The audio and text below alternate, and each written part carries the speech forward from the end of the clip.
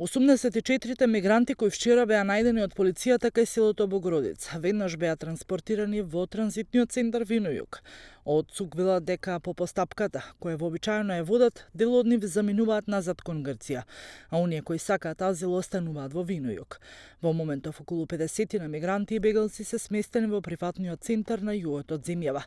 Мигрантите кои што полицијата ги пронајде беа пренесени во приватниот и транзитен центар за понатамошната постапка и не се знае колку време ќе останат во постапка се до конечно добивање на азил во државава.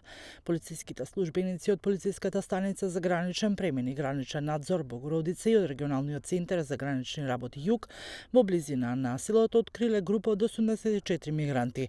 Станува збор за државјани на Пакистан, Еритреја, Сомалија, Авганистан, Шри-Ланка, Индија, Сирија и Турција. Мигрантите се пренесени во центарот, а од Советот за Европа ја повикуваат и Грција да стави крај на враќањето на барателите на азил од нејзините граници. Во писмото до грчките министри на 3 мај, објавено денес од комесарот за човекови права на Советот на Европа, велат дека имало бројни веродостојни обвинувања од 2017 година дека барателите на азил се враќаат во Турција илегално или се оставени да талкаат по морињата затоа што Атина едноставно ги одбила. Според неа агенцијата за бегалци на УНХЦР исто така собрала информации за неколку случаи на присилно враќање од јануари 2020 година. Германскиот пак министер за внатрешни работи стравува од зголемување на бројот на илегални мигранти преку така наречената Балканска бегалска рута.